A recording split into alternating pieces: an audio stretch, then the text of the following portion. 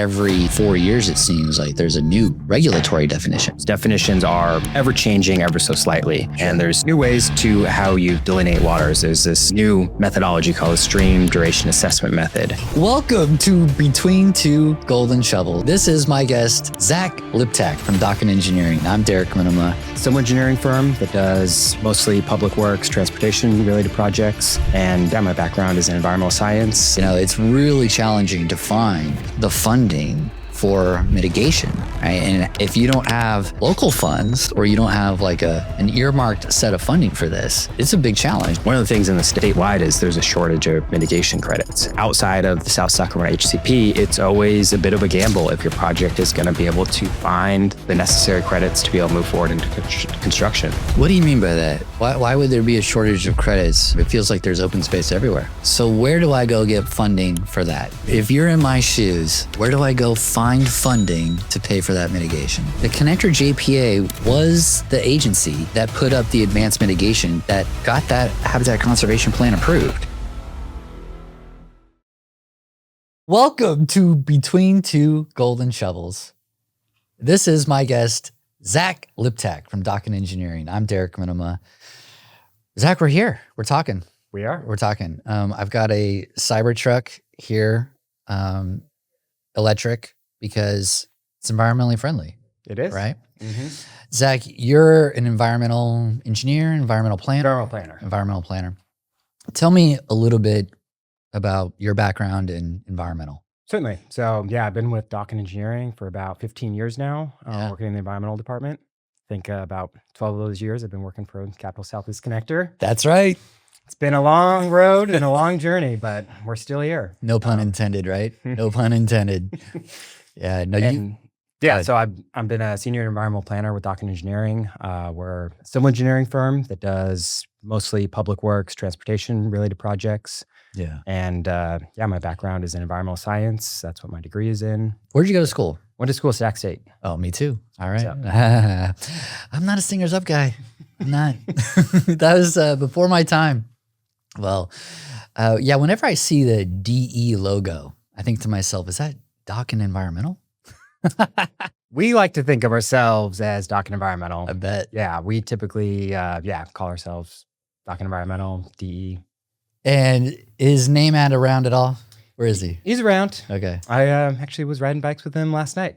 Oh my God, I was thinking about bikes. Like when I think of Namad, I think about bikes. Yeah.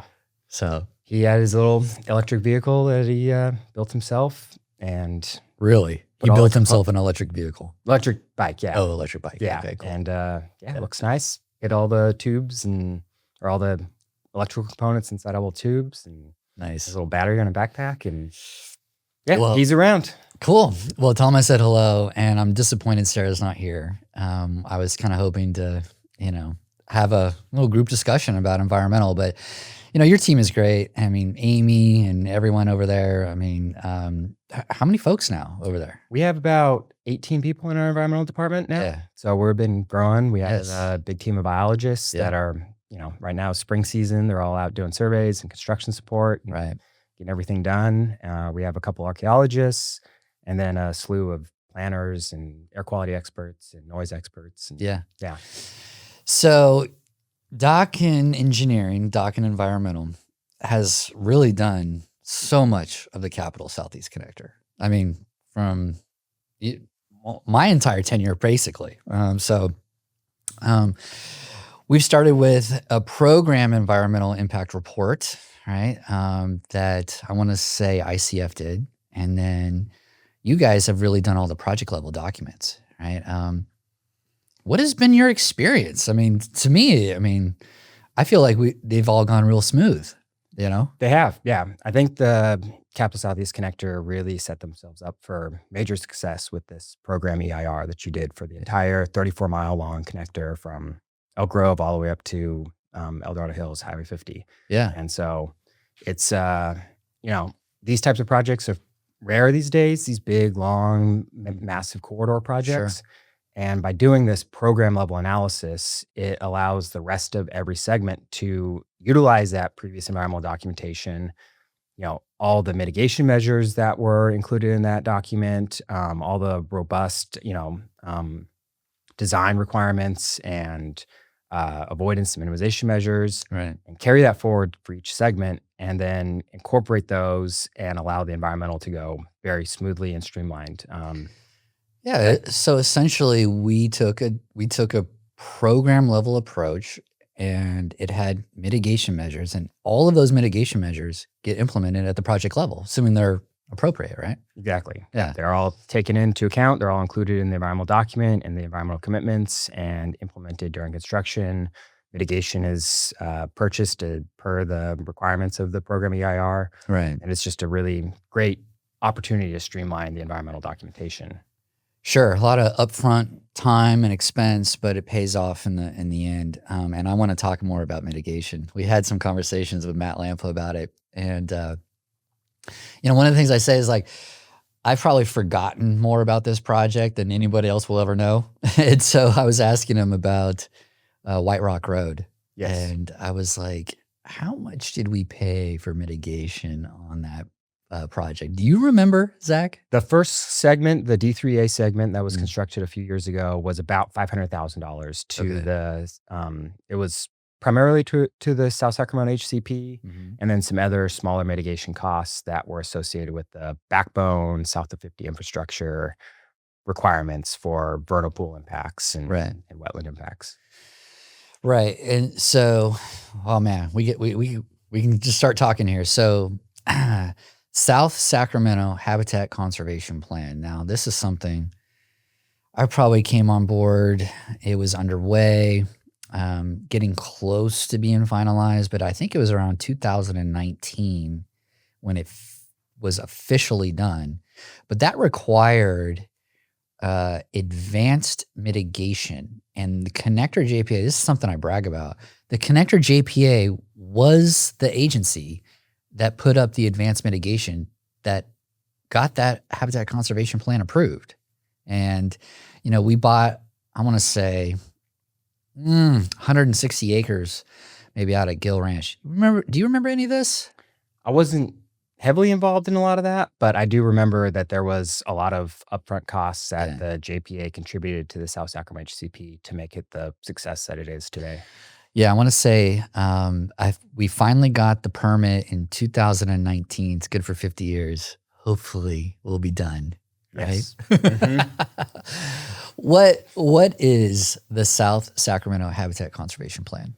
So it is a large, name is in itself, habitat conservation plan that has been set up throughout the entirety of Sacramento County and a few contributing cities like Rancho Cordova to preserve and protect and, do restoration projects throughout the county to offset all of the anticipated development projects and road projects and everything else that, we know is coming forward over the next 50 years. Sure. And so they're working in advance to go and create new stream bed, create new vernal pools, preserve existing known large complexes of vernal pools, and really set aside land in the county, in perpetuity so that it's protected forever.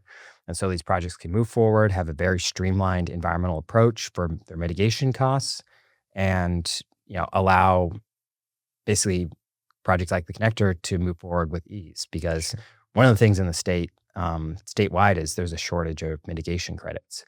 And so, outside of the South Sacramento HCP, it's always a bit of a gamble if your project is going to be able to find the necessary credits to be able to move forward into construction. What do you mean by that? Why would there be a shortage of credits? It feels like there's open space everywhere. There is open space everywhere. It's more of the regulatory requirements in order to allow for mitigation credits to be sold.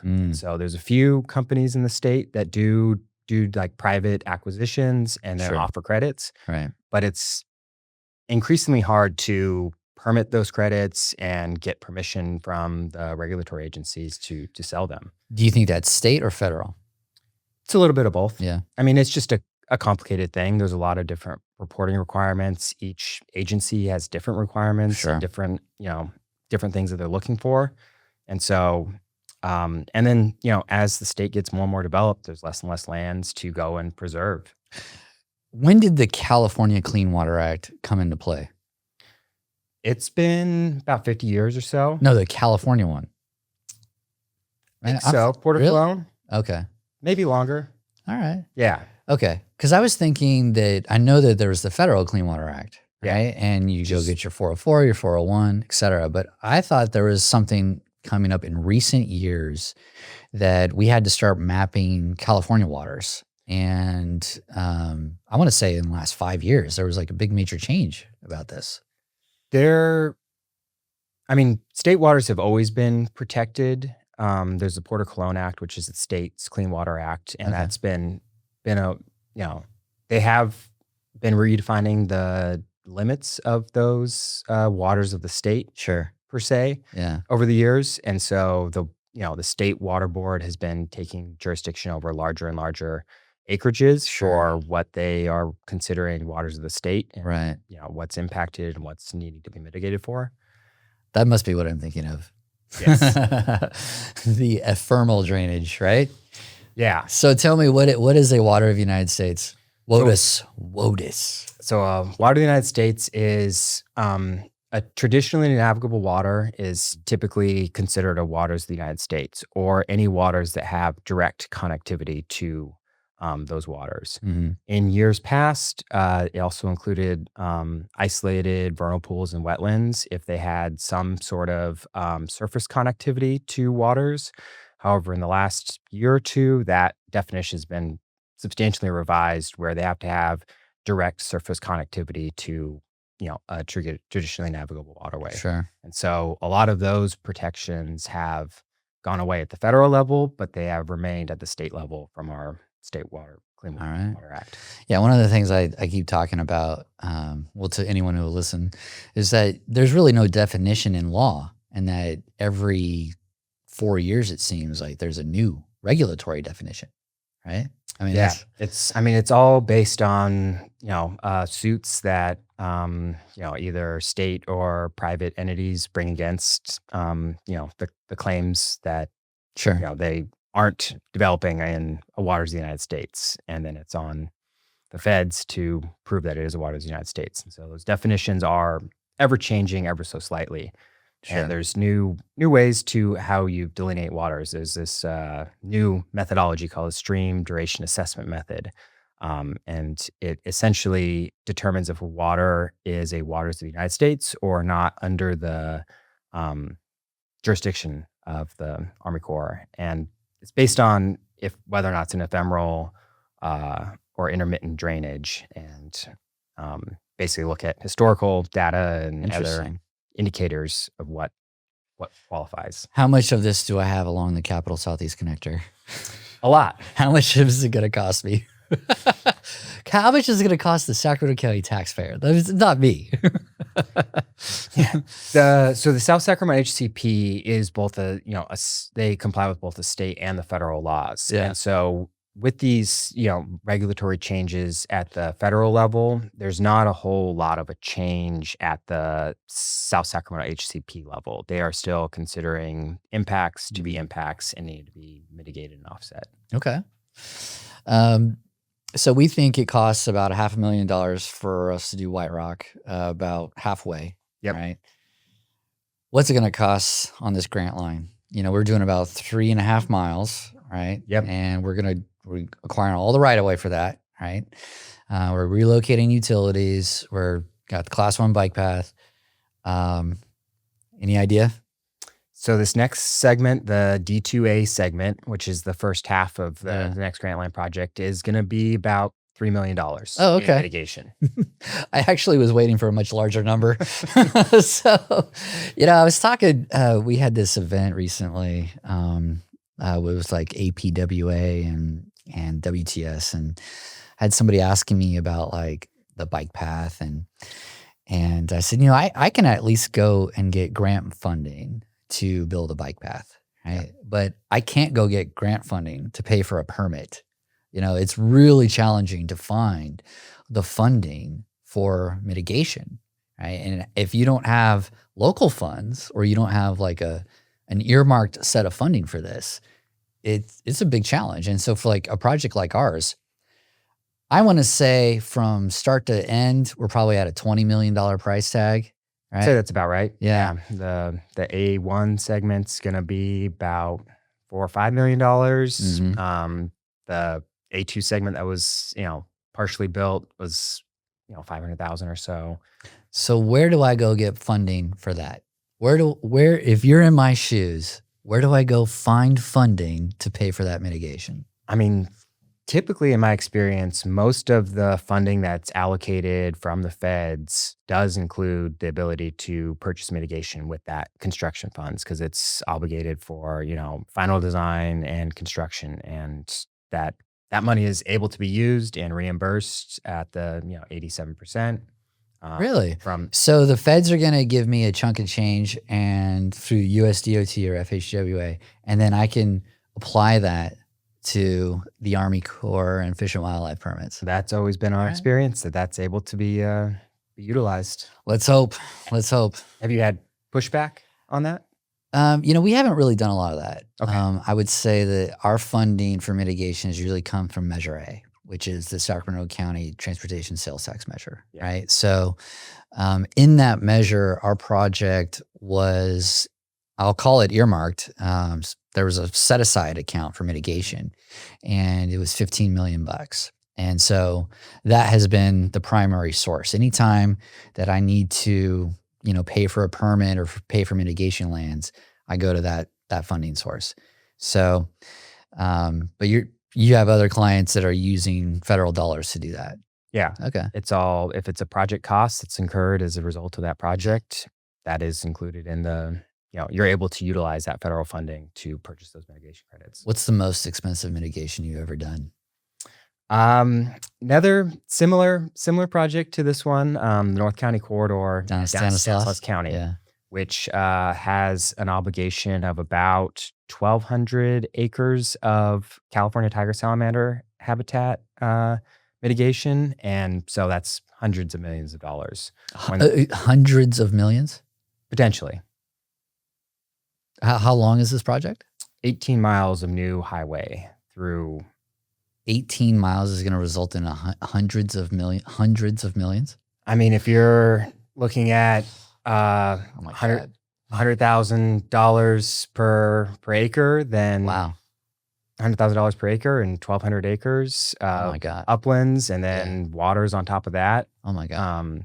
Yeah, it's, Are there a lot of salamanders in Stanislaus County? There shockingly are. We have a lot of projects down there, and all of them, we've seen salamanders out there.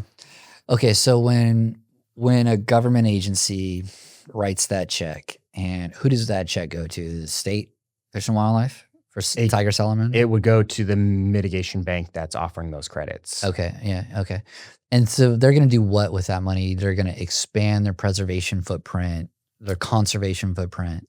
Exactly, right? yeah. So for that project for the future phases, likely we're going to be contracting with a mitigation bank to do a turnkey mitigation, which is they go out and advance acquisition of a property, and then they do all the restoration of there, make sure that the California tiger salamander is living there and breeding there and is thriving there, and continue to preserve that land in perpetuity and maintain it so that that species is able to continue to live there. Right. And that's very similar to what the South Sacramento HCP is doing. They have all these offset lands that they are managing and preserving and making sure that all the sensitive species within our region. We do have the California tiger salamander here as well. It's in, southern reaches. That's well said. That's well said. I mean, that's. But I have to ask, what about the grass, right? Because big expense for us is grass. So go ahead. Tell me why the grass is so special.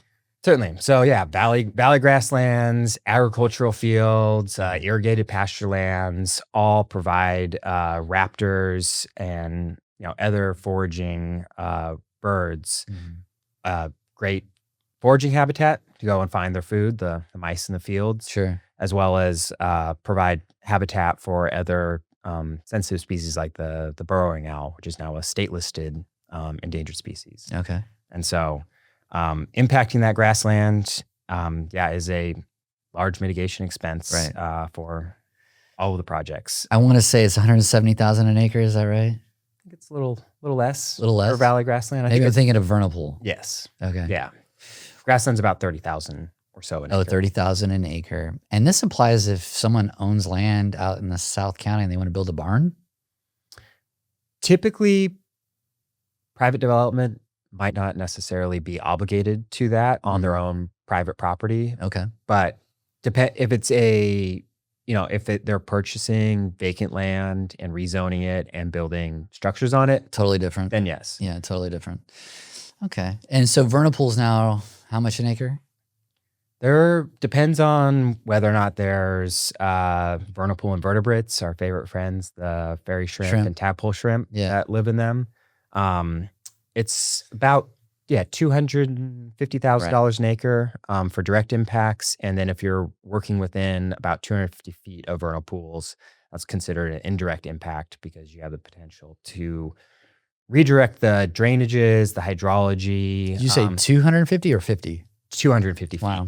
From a vernal pool. That's a lot. Considered indirect impact. Right. And, the dust during construction potentially gets in there and affects the species. And that's about $30,000 an acre.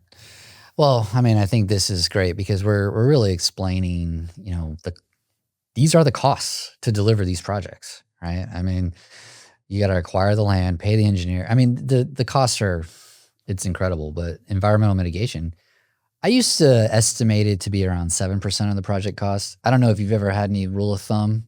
Do you ever do anything like that?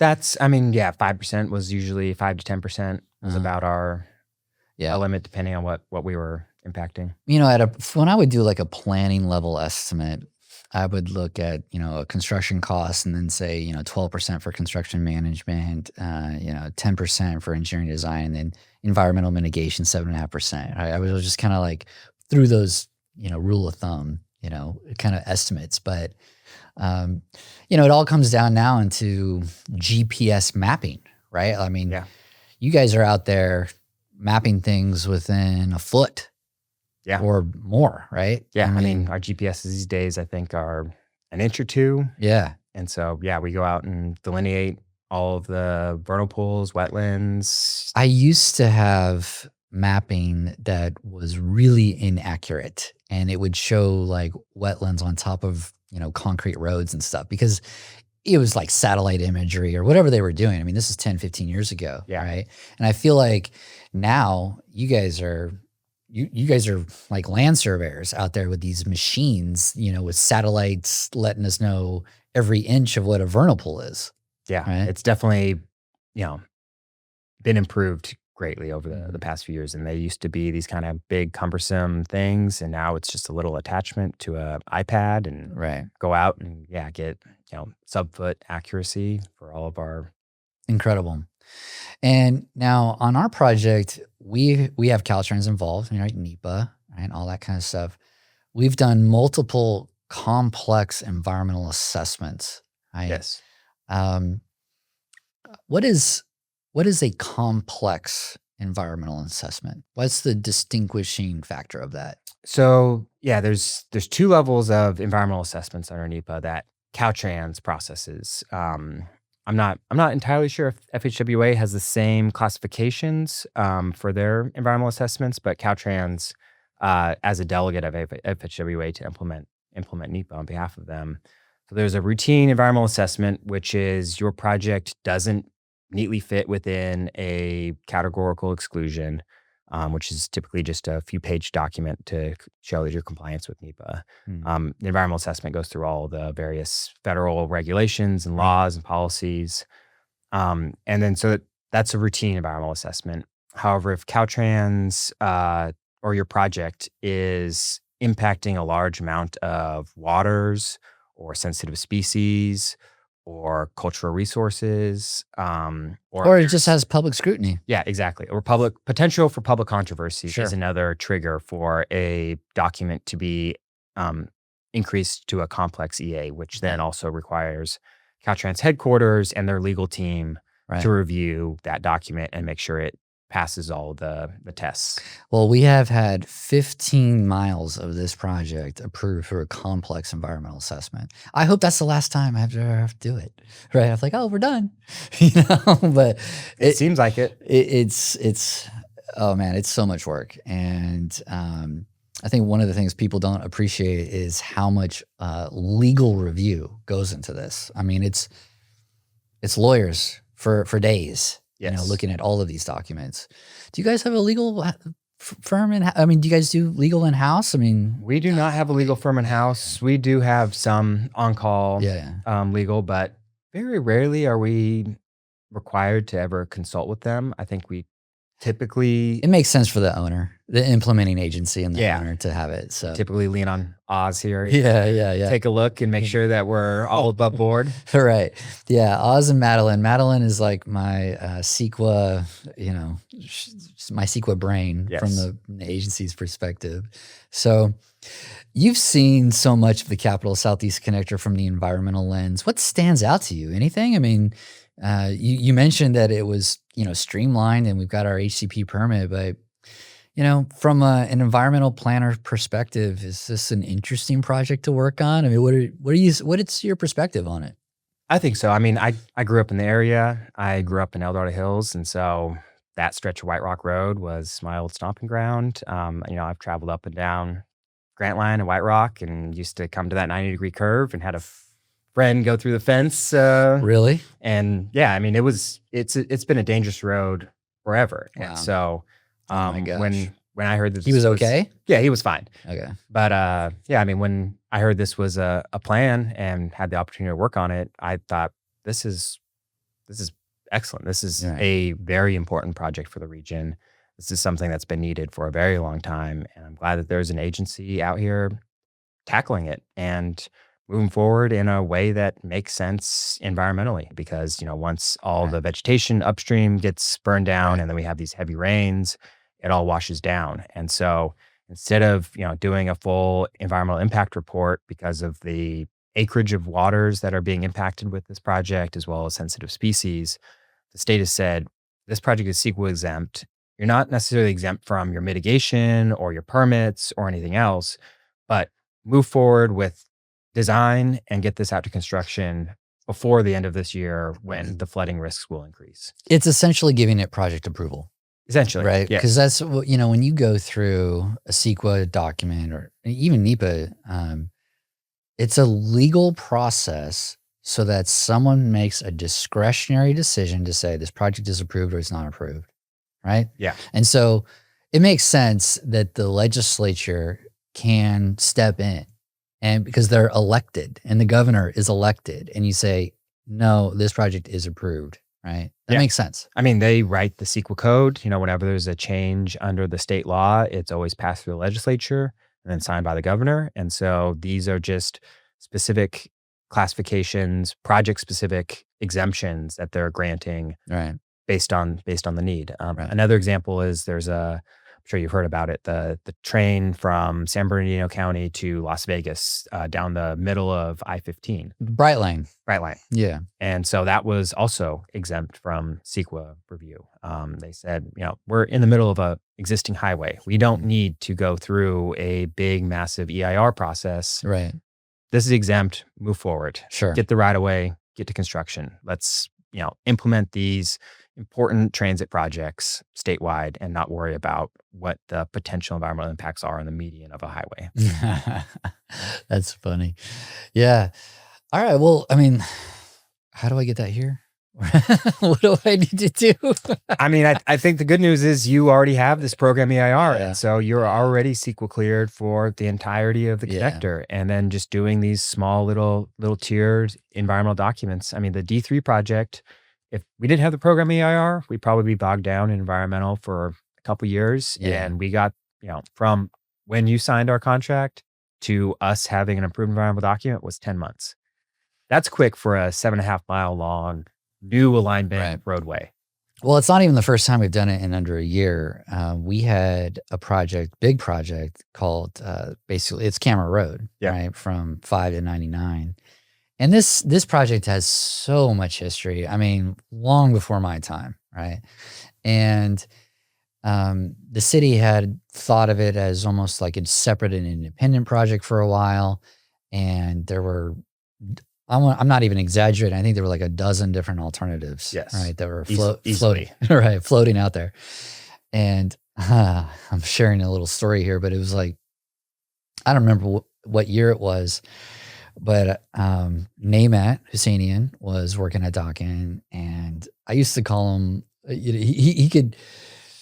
he could whisper into people's ears and get things to move forward, right? And I said, listen, you got to go convince the city of Elk Grove that the JPA should be the CEQA lead agency.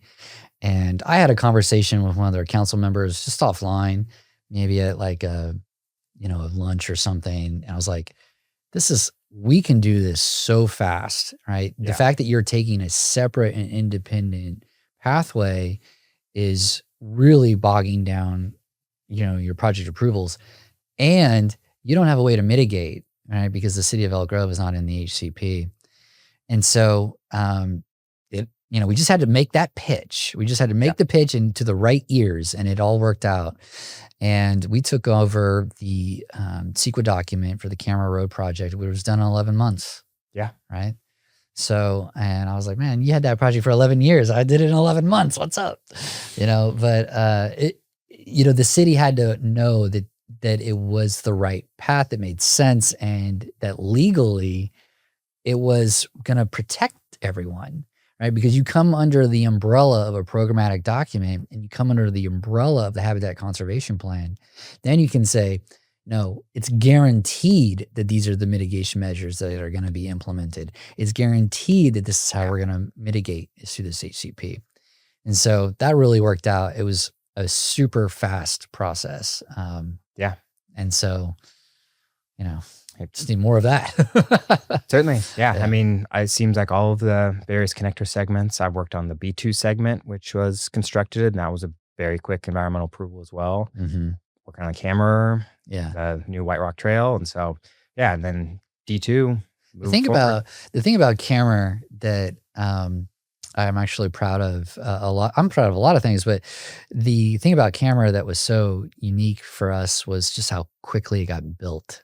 Yes. Right? I mean, the timing of it was perfect, and we started and finished that project in like 9 months, which is unheard of, right? I mean, and with all this, conversation at the national level right now about government efficiency, I'm like, hey, look right here. Super efficient. Look how fast we get our environmental documents done. Look how fast we build things. Yep. All we need is just a little bit more money, and we can go further. Yeah. Hopefully soon we'll get the rest of these segments under construction. What is something, if anything, Zach, that you would like to talk about in terms of environmental in the Capital Southeast Connector? Anything, standing out to you as a big challenge, or something that you're really proud of that was done? Anything along those lines? I mean, I think I keep going back to just how much the JPA's support of the South Sacramento HCP has made this whole thing possible. There's a lot of HCPs throughout the state that, they're all set up a little bit differently. Mm-hmm. And in my opinion, in my experience, I think the South Sacramento HCP is one of the most well thought out, well implemented, and most streamlined possible type of environmental approval. I mean, they worked for years with Army Corps to get a streamlined 404 permit issued for any covered project within the South Sacramento HCP. They worked with the Regional Water Board to get a streamlined 401. They have federal endangered species take coverage for all of their covered projects. They have state level take coverage with an incidental take permit that was issued by California Department of Fish and Wildlife. And so these are very rarely things that are possible, and it really allows everything to just move forward in such an easy, streamlined way. And I don't think they would have really been as successful without the initial investment from the JPA. Thank you. And shout out to Kim Hudson and to Rich Rodmacher and Bill Zebron. Yep. And, the folks at, Jan and others at the Fish and Wildlife Service. And, that was an interesting time. I became executive director in 2017. And so as a project manager, I'd certainly been going to all of the meetings and kind of letting that, I wasn't deeply involved in it, but participating. But when I became executive director in 2017, I remember Bill Zebron coming to me and saying, we need like $2.5 million for this advanced mitigation at Gill Ranch. And we actually had to do a mitigation fee agreement, which was not under the HCP because it hadn't been adopted, but we had to make it work through the county. And so we had this three-party agreement, County of Sacramento, the connector JPA, and I think it was the U.S. Fish and Wildlife Service had to, concur on the mitigation fee agreement. And so, that was like, what do we call it? We call it the get ahead, stay ahead strategy, right? You don't want to implement a habitat conservation plan and have no habitat on day one, right? And I remember the U.S. Fish and Wildlife Service being adamant that like, you have to have something to start. Yeah. Right. And, so it was our initial investment out there at Gill Ranch that made it happen. So, it's been great for the region, and it's one of the shining stars of Sacramento that maybe doesn't get appreciated as often. It is getting expensive, and I wish that it was not increasing in cost every single year. But I'll have that conversation with Kim. That's how it goes. Everything gets a little more expensive every year. Yeah. I mean, they're maintaining those lands in perpetuity. So, I mean, those costs account for someone in 50 years going out there and making sure there's no, takeover invasive species, making sure those vernal pools are still intact and functioning. And if not, then they have to go and do some sort of work out there to make them, restore them back to their original function and purpose. Sure. And so, that money goes to great things. It does. It does. Well, I think we'll wrap it up right there. I mean, thank you so much, Zach. That was fantastic. Thanks for coming in, man. Of course. Say hi to Sarah. Say hi to the whole team. Yeah. Really appreciate it. This is Between Two Shovels with Zach Liptak from Dokken Engineering. Thank you, Zach. Thank you.